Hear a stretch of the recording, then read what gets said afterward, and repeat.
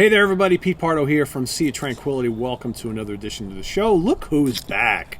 I found him like wandering down the street, and I said, "Hey, you! You got a couple minutes?" Mr. Butch Jones, back by popular demand. Hey. Here on the channel, we've got a couple really special shows planned for you today. The first of the two, I think we both really enjoyed doing, and this is something that's been requested by a lot of viewers. And he and I have had many conversations over the years of those killer opening tracks on hard rock and metal albums. Yep. So I said to Butch, so put together a list of 10 and a couple honorable mentions. And then Like 9 months ago. Like 9 months ago, and then COVID happened, right? So we just, that happens. Yeah. And then like a day or two ago, I was putting my list together, and all of a sudden my list was like 30. And I said, very easy. Yeah, exactly. So I texted him. I was like, you want to do 20? He goes, I could do that, but I got my list of 10, and I thought about it. I'm like, you know what? Let's stick it to 10. And then I said, let's do 10 honorable mentions. And he's like, well, why don't we just do 20? I said, you know what? Screw it. 10 and a couple honorable mentions. And if you guys dig this, we'll do another one at some point. And I'm pained already, so it was very painful. Driving here, I thought of stuff that I forgot and had to cross stuff out. I'm driving and writing stuff down across. Where am I going to put it? So while he's driving. You guys better like this, because I'm hurt already. And we are outdoors at Casa de Pardo today because it's an absolutely gorgeous day, and we figure we haven't allowed you guys to see the New York foliage, right? So I don't know how well you can see it, but we got the yellow and orange and red and green leaves. It's It's a beautiful gorgeous. day. It's a beautiful October day. So I'm going to have Butch kick us off with his number 10. And again, so remember, these are songs that kick off an album.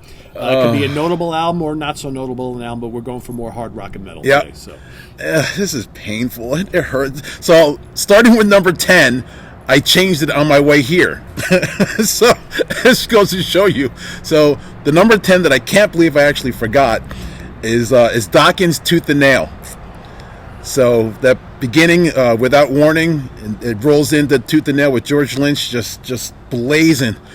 Man, that was, 1984 in high school. I remember having that on cassette and hearing that for the first time after seeing the Breaking the Chains videos on MTV. And so hearing that for the first time, like, holy shit. Yeah. So, yeah, I'm glad I'm upset that I forgot, but I'm glad that I remember, because that's a biggie. So you remember I told you I had a list of 30? That was on my list. Oh, was it? Okay. Yeah, that was on my list. And, but you got to trim it down. Yeah. I have a feeling, and again, we have not shared the list, so I have no idea what he's got. I have a feeling we're going to have some repeat stuff here. We like a lot of the same stuff. I would think so. But that's a great choice. And, that just sets up that album just perfectly. Perfectly. Lynch. Yep. All right, my number 10, because I had to have a song from them on this list. Neon Nights, Heaven and Hell, Black Sabbath. I mean, I mean, that just perfectly announces that Black Sabbath is here to move into the 80s with a new lineup, a new singer, a kind of a new sound, new wave of British heavy metal. What's that? We are Black Sabbath, right? And it just, it doesn't get much better than that. And I got to tell you, that was one of the songs that I thought of this morning that I kind of forgot. And I'm like, but for me, I'm the guy that likes Mob Rules better. I like that more, even though I love Heaven and Hell. But I'm like, well, then which one? Neon Nights is classic, but then Turn Up the Night. Yeah. And I actually went and listened to both of them. I never realized it until this morning. They're almost the same. They are. They're like brother and sister. It's like, man, could you have used the same riff on 2 different records to start your albums? It's like, oh my God. They're almost identical. Yeah, I always put them like kind of back to back. Yeah, that's a great one. Yeah. So number 9 for me, I guess anyone that knows me at all knows that I fly the flag for Thin Lizzy very high. So this one for number 9 for me is Thunder and Lightning. Again, I remember the first time I heard that, 1983, discovering John Sykes and becoming a huge Lizzy fan then in the beginning of high school. And hearing that for the first time, I had never heard it. Kerrang! Magazine talked about it all the time. It was at the top of all these polls.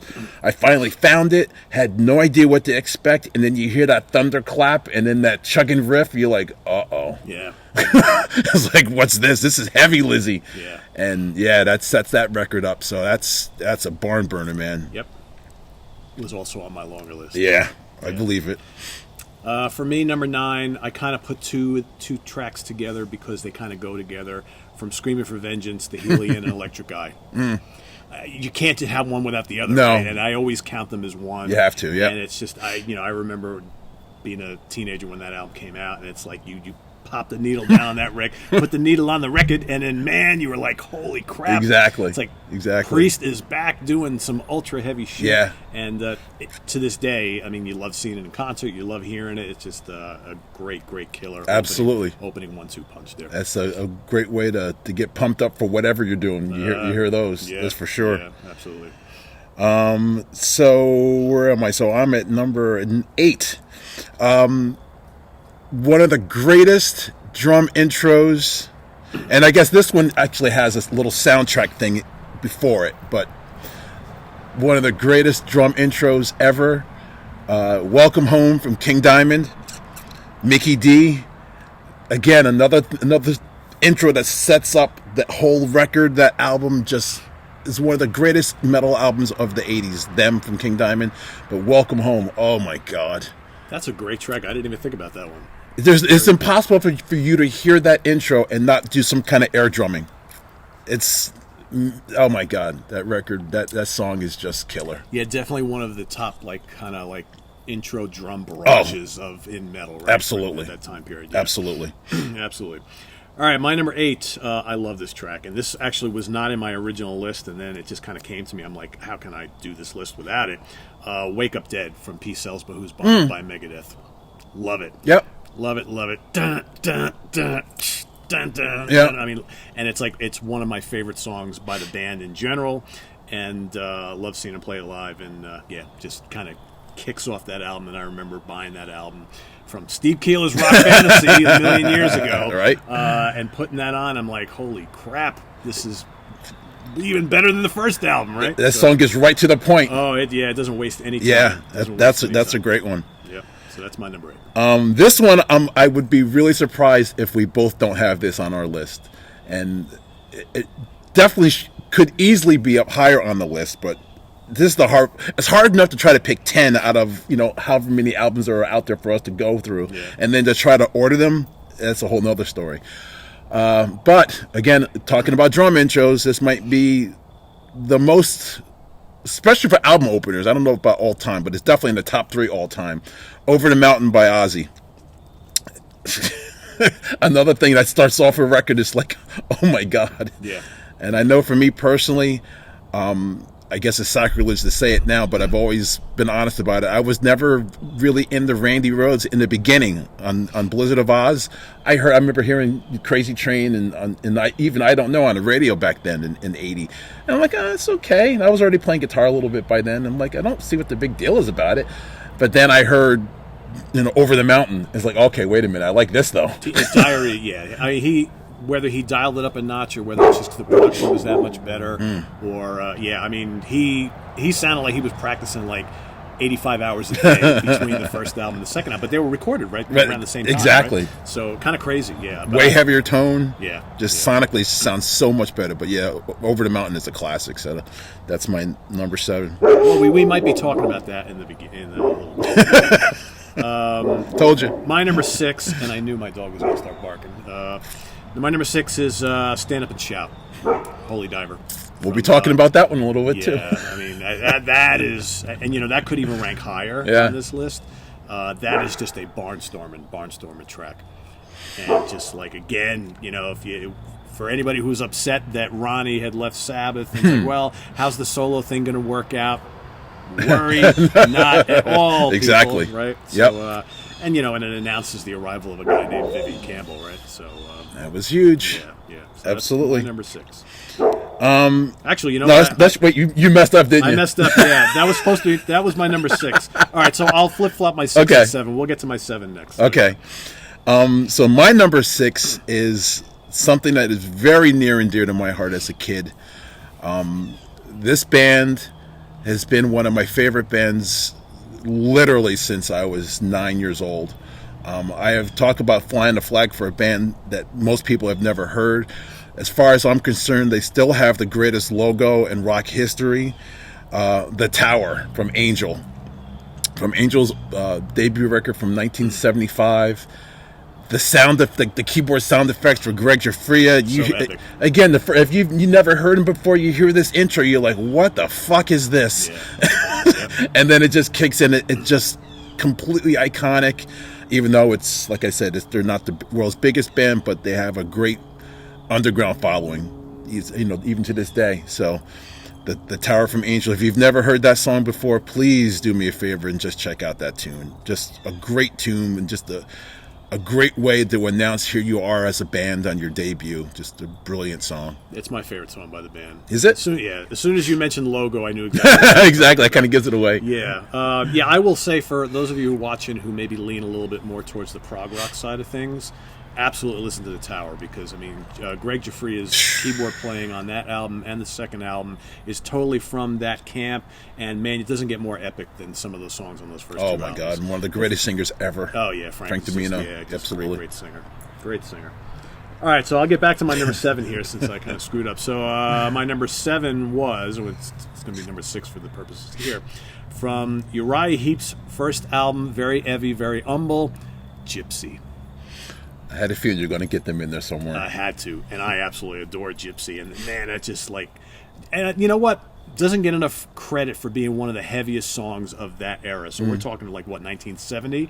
It kicks in with that Ken Hensley, organ, dun dun dun dun dun dun dun dun dun dun dun dun dun dun dun dun. Dun, dun, dun, dun, dun, dun, and Mick Box is like dun, dun, dun. It's a great dun. tune. It's just a brontosaurus stomp like you've never heard before. Yep. So I absolutely love it. And man, that song goes down a storm live. Yeah. Still to this day, because they still play it live. Mick Box is a lot of fun to see live, man. Oh man, he's such a great guy too. He's such a great guy. That's very cool. Yeah. All right. So now we get to number 5. Okay. Right? So now we're on track. So number 5. So we're getting into the top 5. So now it really got tough. There's no way that this couldn't be in there. Mean Streets from Van Halen. I don't know, what can you say? In 1981, I remember buying the vinyl, going home. I remember buying Fair Warning and Riot's Restless Breed the same day at Record World in the Dutchess Mall in Fishkill, New York. That's right. Forget there was one in Middletown, one across the river. Yep. And coming home and already being a devotee of Eddie, or Edward as I say, because there's Edward and Eddie. You'll hear about that later. But to hear that intro, people had always talked about how he did things that didn't sound like it was on a guitar, and there's a quintessential opening piece. And again, another thing, starting off a record, setting the tone for an album, Mean Streets. Yeah, great. That was also on my larger list. My larger list was pretty large. It's easy to do, though. I know, yeah. All right, my number 5, I have a feeling is going to be on your list somewhere. Okay. I have a feeling. Talk about like opening drum barrages that are really, really memorable. How about Where Eagles Dare from the Peace of Mind record by Iron Maiden? That is such a killer song. And again, I remember when that album came out, we were all like really big on, the first 2 albums and Number the Beast. We were all riding high with Maiden, and then Peace of Mind came out, and that song just like grabbed you by the throat, pulled you in, never let go. It hasn't let go to this day. I still have like marks on my neck from Nico kind of reaching out to me way back in the day. So, but yeah, it's just a great song that just leads in a kick-ass album, and in a really, really good way. And that's what a lead-off song should do. It should set the tone for the whole album that's to follow. And I think Where Eagles Dare is one of the best instances of that. 100%. Right? Absolutely. So number 4. Yeah. Well, again, if anybody, especially any of my Facebook friends are out there watching, you know where my heart lies with guitar players. And this guy I've called my hero for a very, very long time, even though he hasn't been on the horizon or on anyone's vision in a very long time. I think I know where this is going. John Sykes, Crying in the Rain from Whitesnake, the 87 record. Again, by the time that came out, I was already a huge John Sykes fan. But then to hear that guitar tone and just that ba-da-da, and just oh god, yeah. Even though it was a redo of their own song, it didn't sound anything like their original. No, it does not. Sykes, he kicks that song in the ass. Yeah. But yeah, another, again, like you just said, another way to announce, here I am, this is my record. Yeah. God damn.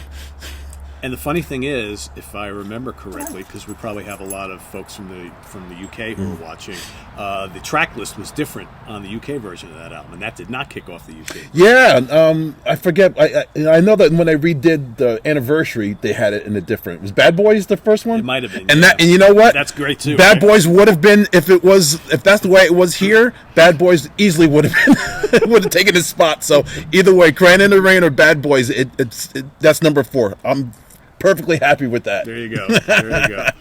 Well, more about Crying in the Rain in a minute. My number 4, this might surprise a lot of people, and I actually talked about these guys very recently. From the Marauder album by Blackfoot, Good Morning. Didn't see that coming. Right? Wow. That is one of my, well, obviously because it's ranked pretty high. It's one of my all-time favorite lead-in songs on a kick-ass album. And man, Blackfoot A has never been heavier than that album. And man, that tune just like, it's like you're totally asleep like in the army, and that reverie comes up at 5 o'clock in the morning. You're like, holy crap! You nearly have a heart attack. That's what Good Morning does to you. It's like it's just amazing. Ricky Medlock. I was just gonna say Ricky Medlock. That's a guy that doesn't get any credit. Yeah, I know. He deserves a lot more credit. Forget that was in Skinner and back in Skinner all these years now and everything. He was just a badass guy, man. He is. He writes great tunes. He plays kick-ass sick guitar, and he's a great singer. Great singer. He's great voice. Absolutely. Yeah. Very cool. All right, top 3. Here's where it gets really serious. Boy. Anybody that calls themselves a metal fan of the 80s, especially if you grew up through the 80s, this could have been number 1, to be honest with you. Except Fast as a Shark. Oh, how did I forget that? Oh, you're kidding me. Oh, wow. Oh. Yeah. Oh, my God. All I have to do is to mention the name of that song, and you instantly hear that intro. Oh, my God. That would have been in my top 10 if I would have remembered it. Oh, man. You can't remember all of them. Right? Exactly. And, honestly, not that I would have forgot it, but I was Snowy Shaw, the phenomenal drummer from King Diamond and doing his own stuff. He actually called me last week and we were talking. I told him I was getting this together, and he's like, all right, well, what are your top 5? And I started like the first couple, and then he threw out Fast as a Shark. I'm like, well, that was going to be in there for sure, because how can you not be? But I think almost everybody remembers where you were the first time you heard that, because it completely catches you off guard. First you hear that little intro and you're like, what the fuck is this, right? And then you're like, holy shit. It's like, is this the right album in the sleeve? I know I did that. You go look at it, and then it hits you. You're like, oh, uh-oh. Now we're getting serious. Yeah. Right? Yeah. Oh, I can't believe I forgot that. You know what I do when I do stuff like this? It's like, so everybody sees normally my background in my office, right? So I got all the walls of CDs. So I'll go and I'll start looking through. It's all alphabetical by band. I'll be like, yeah. And somehow, and Accept is all the way up in the top left-hand corner of the first shelf. It's the farthest thing away from my sight, and that's how I missed it. I can understand. I missed it. Oh, man. Yep. That would have easily been in the top 10. Yeah. You know what? I give you a pass on that one. Put that in. That's my mulligan for my number 10, all right? So I have a tie for number 10, Fast as a Shark. All right, cool. My number 3, we just talked about Crying in the Rain from the Whitesnake album. I love it. It's heavy, molten metal Whitesnake. Whether you like the bluesier stuff better or not, whatever, I get it. But man, Crying in the Rain just kick ass, and the solo in that song is just absolutely ridiculous. And we haven't even talked about how great Coverdale sounds on that. Exactly. So I mean, that's my number 3. It's one of my favorite albums of all time, and that is, to me, what an album opener needs to do. Yeah. It just sets the tone. Absolutely does. Really sets the tone. Yeah. It almost like just lays everything in wait. Like you don't even have to hear the rest of the album. Yeah. Here we go. This is what we got. See you later. This is where, I'm here. This is it. Yep. So, good stuff. All right, the top 2. All right, so my number 2, Pete already had, is Maiden's Where Eagles Dare. Again, I can remember exactly where I bought that album in 1983. I remember coming home and walking across the room with vinyl and sitting it down, and walking across the room and sitting down and with the album jacket and reading everything and hearing that intro come on. It's like, holy shit. Again, like, that's the reoccurring thing. A new drummer in the band, making them different, but as far as I was concerned, better than Number of the Beast, which is hard to the top, and I know most people number the beast is the mountaintop, but goddamn, I like Peace of Mind better, actually. I do too. The tone of it, and then that intro, and Nico's saying, "Hey, here I am, guys, new drummer." I think Number of the Beast has probably a couple of more iconic songs. Oh yeah, got to give it that. Absolutely, right? But absolutely. I think start to finish, I always prefer Peace of Mind, just a little bit, Yep. not a lot. Yep. It's not much difference there. Yeah, I mean, you got to have it in this list, right? Yep. Yeah. All right, my number 2. This might surprise some people. All the way from Canada, from the Fly By Night album, Anthem. Oh well, that's a great one. Oh my God! I mean, you know, it's one of Rush's heaviest songs of all time. I mean, I love that opening "Life's in Barrage" there, man. I mean, it's just And exactly what I just said. Album starting, a guy announcing, "Hey, here I am. I'm the new drummer in the band." exactly. Hello. You may not know my name or who I am. I'm just a guy named Neil Peart, right? Oh You know, my whatever. God! Yeah. So, yeah, I love Anthem. Love it. You know, there's a lot of Rush tunes that kick off albums that are really, really strong. But that one just always is really spoken to. 100%. 100%. Yeah. That's oof. Well, Joe Guerreri, if you're watching this, I'm sure you know what number 1 is. So my number 1, without a doubt, completely changed my life. 1983, Vivian Campbell, Dio, Stand Up and Shout. I had a feeling. The first time, again, vinyl, sitting it down, walking across the room, waiting for it to get into that first groove, hearing that riff, my mind was completely blown. Already loved Eddie. That demolished me hearing that for the first time. Yeah. So that was when we said we were going to do this, I already had number 1. That was the easiest for me. Yeah. But god damn, to this day, I still feel exactly like I did when I was 15 years old, hearing that for the first time. That's, oh my God. Vivian, Dio, Ronnie, you know, I mean, it's a barn burner. All right, so I had a feeling that was going to be your number 1. Do you have any idea what my number 1 is? No, because you're very eclectic. You have a wide range of stuff, so it could be anything. So I absolutely don't. Okay. Not at all. You want me to give you a hint? Yeah. My favorite guitar player is on this song. All right. Well, now I know who that is. Right. But what's oof? Oh. Ooh, song I should have been on my. Ooh. He's going to get it. You want me to guess it? Yes. Burn? That's the one.